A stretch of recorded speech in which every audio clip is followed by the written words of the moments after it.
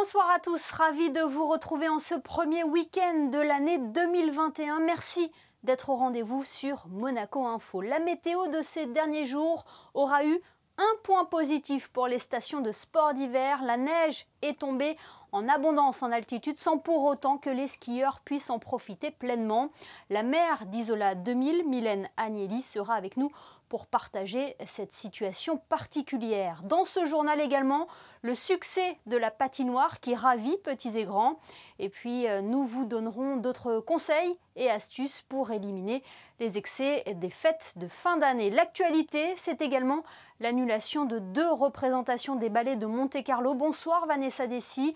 Une décision placée sous le signe de la prudence, Vanessa. Bonsoir Émilie, bonsoir à tous. Oui, vous le savez, les ballets avaient déjà annulé leur représentation du 30 et 31 décembre après la confirmation de 3 cas positifs à la Covid-19 au sein de la compagnie. Cette fois-ci, il s'agit de l'annulation de l'AC prévue ce samedi au Grimaldi Forum. En effet, Jean-Christophe Maillot, chorégraphe et directeur des ballets de Monte-Carlo, souhaite à ce jour privilégier la prudence. La période d'incubation liée au coronavirus impose un délai supplémentaire qui permettra d'assurer la santé des membres de la compagnie. Cette décision semblait des plus raisonnables. Cette distinction à présent remise à l'archevêque émérite de Monaco, Monseigneur Barcy a été fait chevalier de la Légion d'honneur. Oui, et parmi les près de 4000 personnes décorées de la Légion d'honneur et de l'Ordre national du mérite, ce vendredi 1er janvier, Monseigneur Bernard Barcy a été nommé au grade de chevalier de la Légion d'honneur. On le rappelle, il a été l'archevêque de Monaco de 2000 à 2020. Désormais émérite de Monaco, le 27 janvier dernier, il célébrait sa dernière messe à l'occasion de la Sainte Dévote devant le couple princier et quelques 800 fidèles. L'autre information, Vanessa, c'est la disparition de l'artiste Kiss Verkade.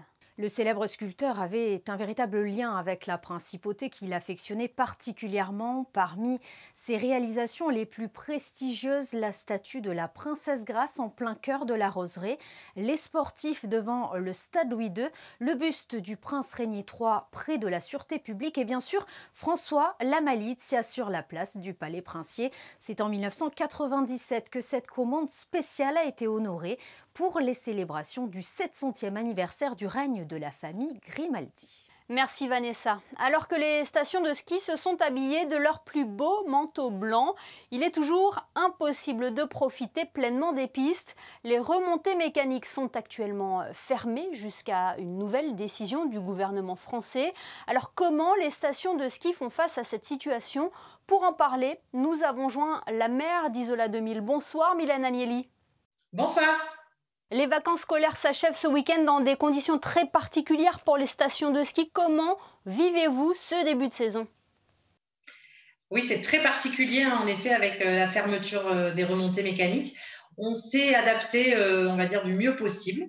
On a quand même eu, grâce au décret du 4 décembre, la possibilité d'ouvrir les remontées mécaniques pour les clubs des sports, pour les clubs ESF, pour les mineurs licenciés, ce qui permet d'avoir une vraie activité quand même présente sur la station avec des familles qui sont là, qui consomment, qui sont présentes. Et puis, on a pu organiser des compétitions également, puisque ça rentrait dans les cases du décret, donc des compétitions avec la Fédération internationale de ski et des compétitions pour Monaco aussi, puisqu'on a eu Jacques Pastor qui est venu organiser 2 courses ici à Isola 2000. Donc, ça permet de maintenir une activité liée aux remontées mécaniques quand même. Et puis, à côté de ça, on s'est diversifié. Alors justement, comment vous vous êtes diversifié? Justement, on a essayé de mettre le ski alpin de côté et puis on s'est rabattu sur d'autres sports peut-être oubliés?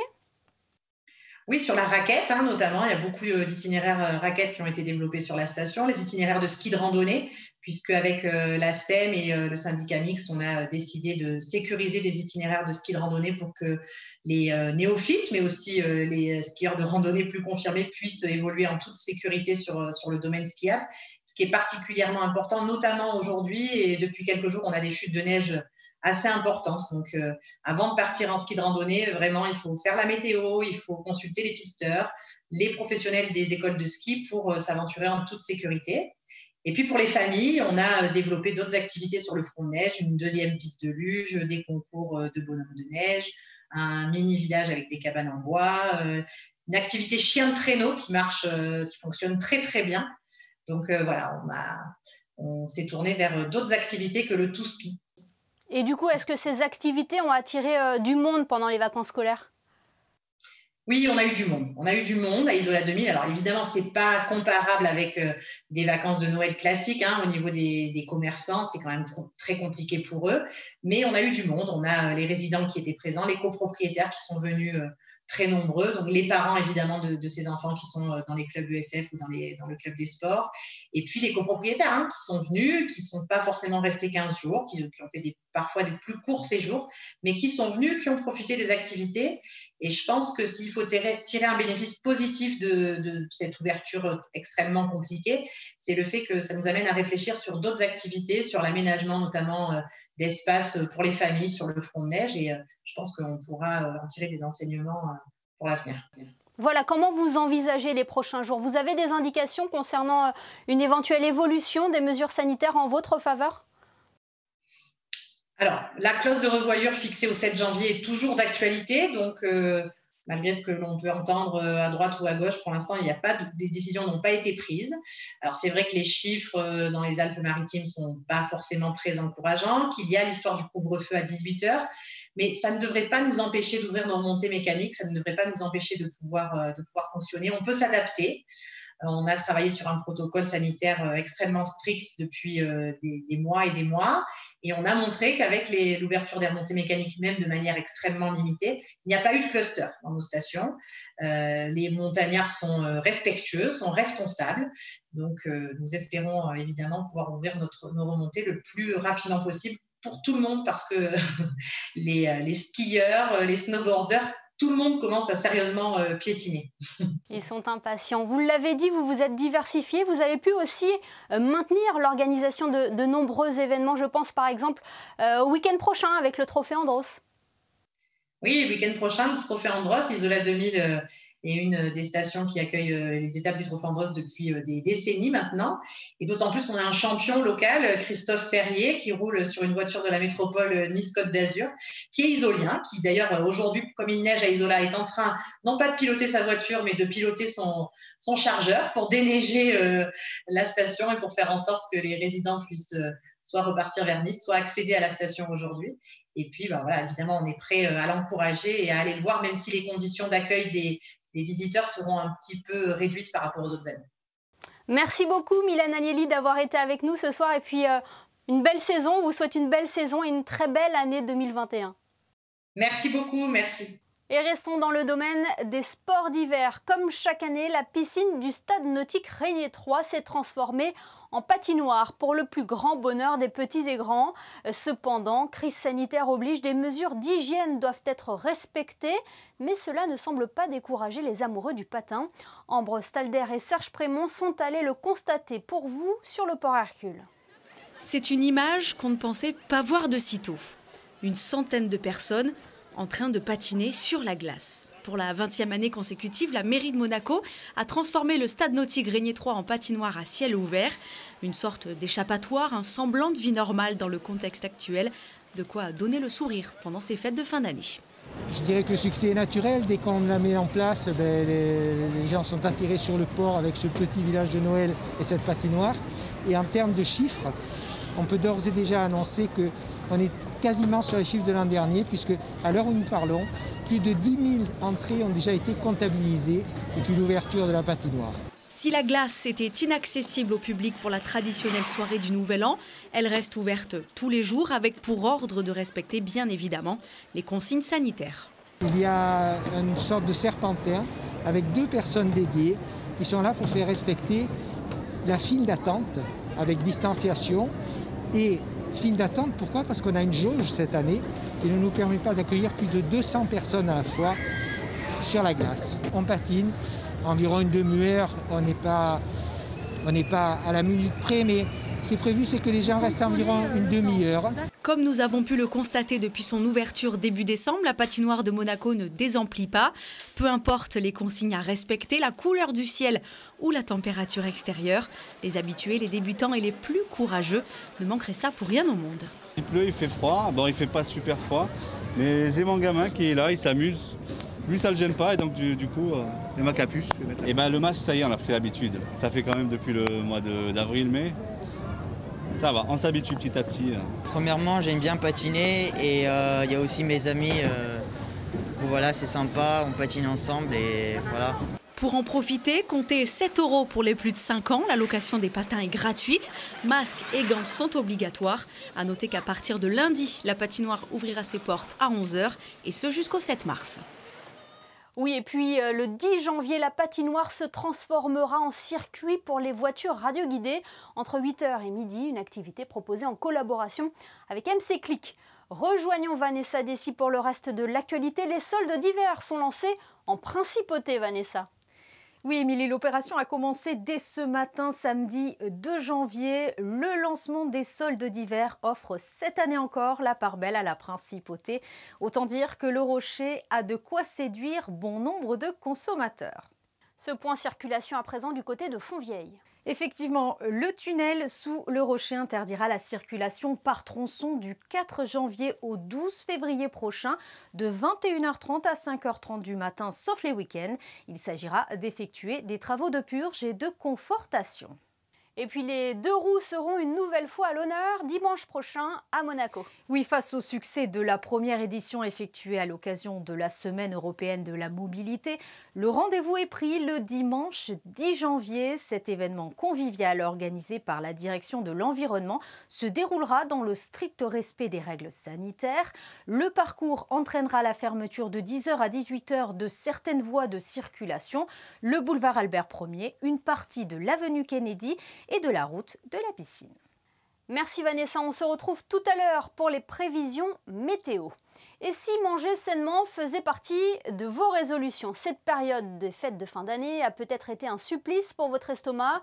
Foie gras, huîtres, chapons, bûches, chocolat, la liste est longue. Mais comment à présent digérer tous ces excès? Vous avez déjà eu quelques éléments de réponse dans notre édition du 31 décembre avec la diététicienne nutritionniste Marine Grisoul.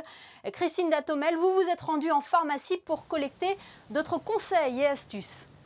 Oui, Émilie, les fêtes de fin d'année riment généralement avec prise de poids et crise de foie.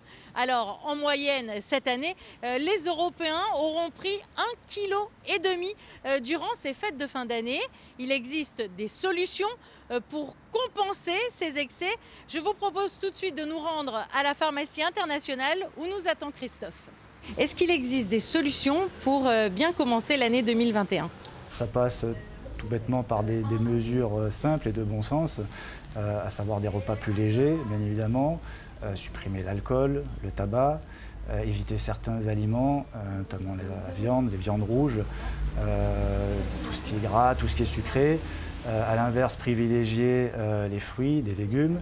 En complément de ces mesures, on peut aussi chouchouter notre foie avec une source de chaleur.